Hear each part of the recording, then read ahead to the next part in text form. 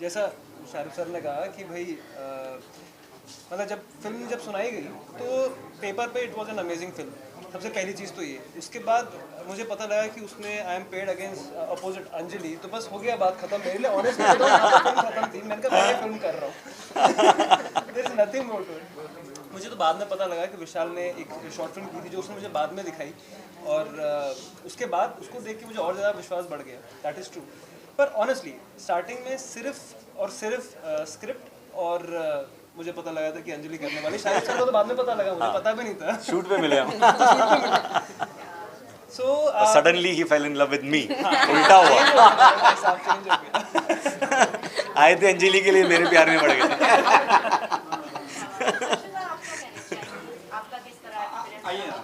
Please please Akshata. Hi, hello everyone. So this apparently is my first film. तो मैंने खुद को बड़े स्क्रीन पर फर्स्ट टाइम देखा, तो definitely this was an overwhelming experience. But I don't think I could have asked for anything better. Because as I said, team को भी फिल्म देखने के बाद मेरा यही एक मैसेज था कि it is all about elevating each other's game. कोई एक आदमी अच्छा करे, बाकी तो it was all like all the strings coming together to create a beautiful melody, and this is what I feel about everybody else's performance, not just actors but all those people who've worked really really hard behind the camera. So kudos to the entire team, and I'm really happy and grateful to be a part of this wonderful wonderful wonderful collaboration. Actually ये heroes हैं film के। हाँ, हमारे film के actual stars ये हैं। श्रीनिवास, एक सवाल मैं आपसे पूछना चाहूँगा। आपके किरदार को बहुत ही खूबी से दिखाया गया। आप शायद सुन नहीं पाते थे, बराबर। वो जो एक सीन है जहाँ पे हीरोइन है, उसकी डेथ हो जाती है, जहाँ से आप आते हैं, उस इमोशन के बारे में कुछ बताएंगे? उसके लिए आपको क्या गाइडेंस मिली थी, वो कैसे रहा, और आपका किरदार उसके बारे में? मतलब आपने जो सीन बोला एंड का, तो पहली बात बताओ तो इसने मुझे सिखाया कि रोना कैसे। अरे यार बहुत ही। क्योंकि इसने बताया मुझे रोना कैसे है, और मतलब ऐसे नहीं कि इसके तरफ से बहुत सारे एक्टर है, उनकी तरफ से मुझे गाइडेंस मिला। और आपने देखा होगा कि भैरव है, तो उसका मतलब उसे सुनाई नहीं देता, तो मतलब जिसे सुनाई नहीं देता तो वो कैसे दूसरे के साथ ज़ोर से बोलता है, और ऐसे छोटे छोटे जो पॉइंट रहते हैं वो हमें मतलब हमारे ध्यान में तो नहीं आते, और वो करने के लिए मतलब बहुत मेहनत करनी पड़ती है। तो ये एक चैलेंज था, पर मज़ा आया मूवी करने को। मेरे किरदार का नाम केसर है, और केसर है जो एक बहुत सीधी सादी लड़की है, अपने पति से बहुत प्यार करती है, लेकिन कहानी में ट्विस्ट है, और केसर अपने रंग बहुत सारे बदलती है बीच में। मगर ये कहानी जो है ये सिर्फ केसर की नहीं है, दो बच्चे हैं, उनका एक अलग ट्रैक है। समद जो किरदार प्ले कर रहे हैं उनका एक ट्रैक है। तो ये पूरी मल्हार जो है ये बहुत कंटेम्प्रेरी टॉपिक पे बनाई हुई फिल्म है। बहुत सारे सामाजिक मुद्दों पे ये बात करती है और बहुत प्यार से बात करती है। तो केसर एक बहुत ही एम्पावर्ड वुमेन कह सकते हैं उसे, जो एक गांव में रहती है मगर बहुत ही एम्पावर्ड है, और बहुत ही एम्पावर्ड डिसीजन वो अपने लिए और अपने शादी के लिए वो लेती है। तो ऐसी केसर है। आपके किरदार की बात की जाए तो काफी बोल्ड किरदार है, जो आज की महिलाएं सोच नहीं सकती। आपने उस तरह का किरदार निभाया, और लोगों का जो नजरिया है महिला के प्रति वो भी बदलता जा रहा है, लोग एक्सेप्ट कर रहे हैं। इस बारे में आपकी क्या राय है? जी, आई थिंक महिलाएं बहुत पहले से ही बोल्ड डिसीजंस लेती हैं। हम उन्हें बताते नहीं हैं उस तरह से। तो महिलाओं में वो ताकत भी है उतने बोल्ड डिसीजंस लेने की। और केसर बस एक उन महिलाओं को रिप्रेजेंट करती है, उनकी कहानी आप तक लेके आती है। बट मुझे लगता है कि मेरी दादी परदादी ये भी लोग जो थे वो बहुत ही बोल्ड रहे थे। केसर बस एक उनका रिप्रेजेंटेशन है। शरीफ जी, आप अपने किरदार के बारे में बताएंगे। आपने उम्दा एक से बढ़कर एक किरदार किए, हर किरदार में जान होती है। मतलब आपको बचपन से कहीं ना कहीं स्टेज पे स्कूल के दिनों में देखते आ रहा हूँ मैं। ये जर्नी कैसे रही आपकी? थैंक यू सो मच मेरे भाई, थैंक यू सो मच। मैं तो जर्नी तो काफ़ी उतार चढ़ाव, मतलब एक एसएल वर्ल्ड के रोलर कोस्टर राइड की तरह थी। जो जिसमें मैंने ज़्यादा उतार देखे थे पहले, अब जाके थोड़ा थोड़ा चढ़ान आ रही है, और भगवान करे कि वो सर पे हाथ ऐसे ही बना रहे ऊपर वाले का। तो I am very happy whatever projects I am doing right now and the kind of roles I am being offered. तो मैं बहुत खुश हूँ, और मैं बहुत खुश हूँ कि मैं मल्हार जैसी एक प्यारी सी खूबसूरत फिल्म का हिस्सा हूँ। भले बड़ा रोल नहीं है मेरा, लेकिन बहुत जितने भी सीन्स हैं बड़े मज़ेदार हैं, और मैं बहुत विशाल के साथ काम करके बहुत अच्छा लगा। अंजलि के साथ ये मेरी दूसरी फिल्म है, और अंजलि के साथ हमेशा मतलब काम करना मुझे बहुत अच्छा लगता है। आई होप कि हम और काम करें इंशाल्लाह। सर मेरे साथ भी कर लो थोड़ा सा और। नो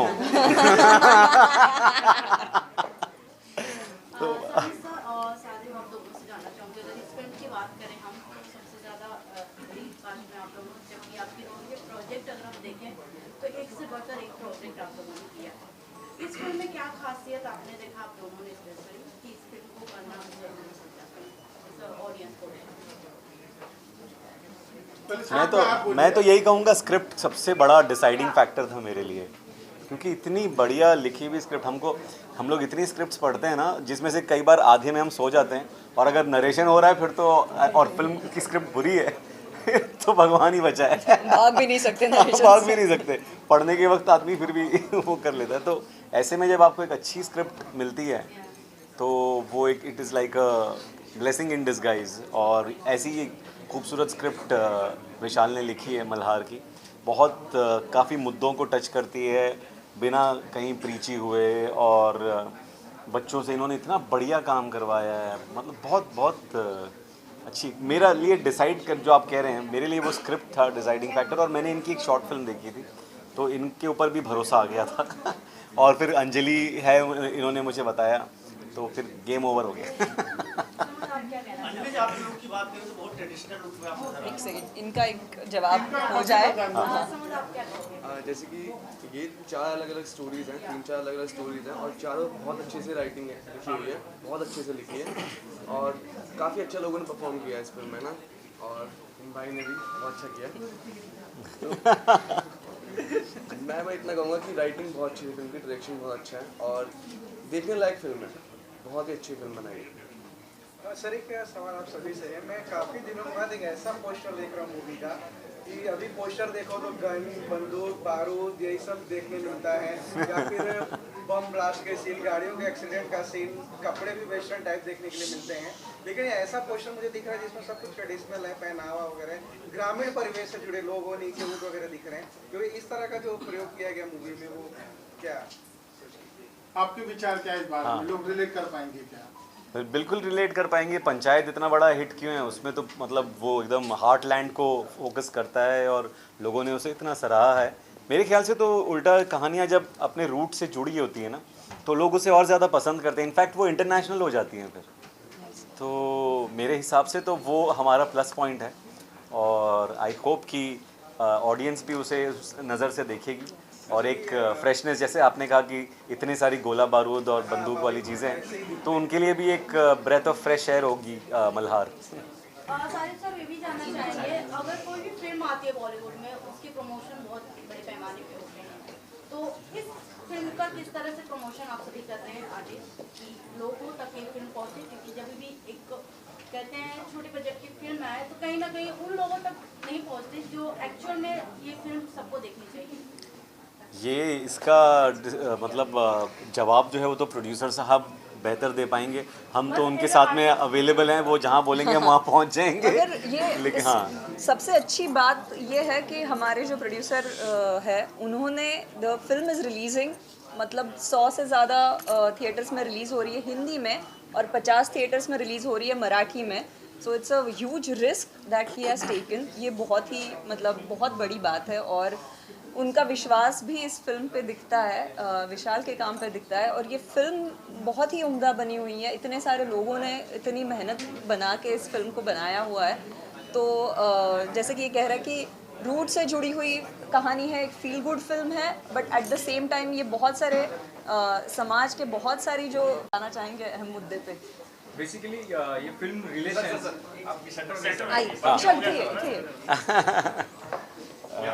बेसिकली ये स्टोरी का मेन है कि रिलेशंस, ट्रस्ट और फ्रेंडशिप जो हमें अपने डेली के लाइफ में आनी चाहिए, वो पॉइंट्स मैंने यहाँ पे मेंशन किए हुए मोस्टली। और इसका बेस ही वही है, ट्रस्ट और रिलेशनशिप में और प्यार में क्या होना चाहिए, ये मुद्दे इसमें हैं। अच्छा विशाल जी, इस जर्नी की शुरुआत किस तरह से हुई? 4 पैरेलल कहानियां फिल्म में चलती हैं, इसकी आपको प्रेरणा कहाँ से मिली? बेसिकली ये जो स्टोरी है ये 2 छोटे बच्चों के ऊपर थी और साइमल्टेनियसली एक गांव में ये स्टोरी बन रही थी। तो उसमें रिलेशंस बॉन्ड कैसे बनते जाते हैं और जो इमोशंस और लव कैसा होना चाहिए उसका ट्रैवल थोड़ा सा इसमें मैंने ये किया है। इस फिल्म की यूएसपी आपको क्या लगती है? लोग क्यों देखना पसंद करें? क्या यूनिक सेलिंग पॉइंट है आपको लगता है? आज जहाँ पर ग्लैमर लुक लोगों को देखना बहुत अच्छा लगता है, बहुत लार्जर देन लाइफ फिल्म देखना पड़ता है तो मज़ा आती है, तो ऐसे में गांव पर आधारित गांव की फिल्म है, कैसे लोग रिलेट करें, क्यों देखना चाहेंगे? ये फिल्म का सेलिंग पॉइंट और देखना का मतलब कमर्शियली ऑडियंस देखेगी तो इसकी सिंप्लिसिटी बहुत है और रूट से मिट्टी वाली फिल्म है, जो रूट से गांव की फिल्म बनी हुई है, इसलिए ये देखी ही जाएगी। इस फिल्म को देख के लगता है कि खासकर अवार्ड्स के लिए बनाई गई है। क्या इस तरह की कहीं ना कहीं पीछे कल्पना थी आपके दिमाग में? यस, ये मतलब फेस्टिवल और कमर्शियली भी सब एज ग्रुप के लोग ये फिल्म देख पाएंगे, छोटे बच्चे से लेके सब एज ग्रुप के। ये मेरा फर्स्ट पॉइंट था कि सब लोग ये फिल्म देख के एंगेज हुए। फिल्म में म्यूजिक को कितना स्कोप है आपकी? मतलब पूरी फिल्म म्यूजिक से भरी हुई है, मतलब एक अलग लेवल म्यूजिक अचीव कर रहा है ये फिल्म के लिए।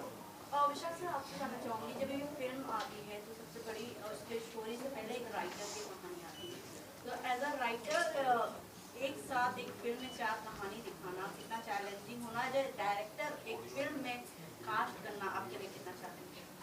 बहुत चैलेंजिंग था क्योंकि एक ही स्टोरी नहीं थी, इसमें साइमल्टेनियसली 3 स्टोरी है और सबके कैरेक्टर्स उतने ही इम्पोर्टेंट थे, तो सबके कैरेक्टर्स और स्टोरी को बैलेंस करना बहुत हार्ड वर्क था।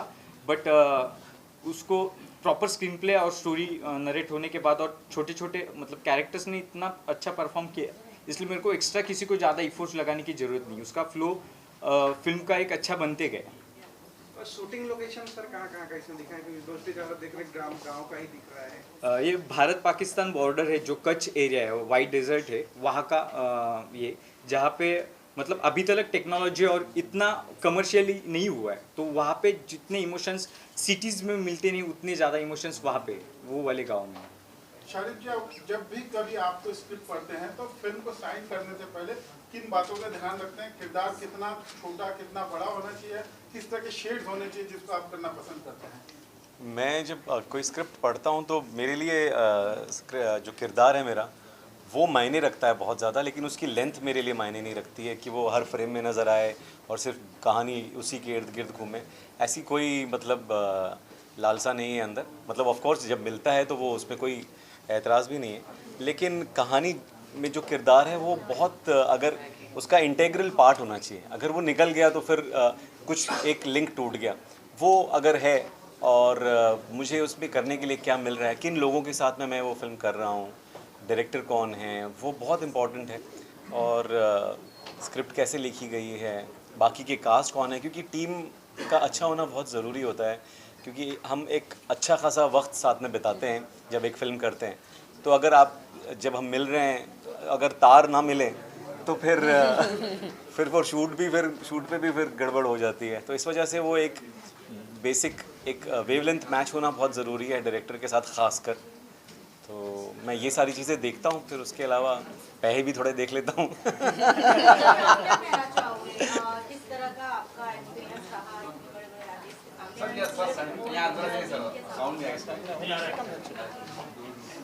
एक्सपीरियंस रहा आपका पूरे आर्टिस्ट के सामने एक साथ परफॉर्म करना, 3 कैरेक्टर जब एक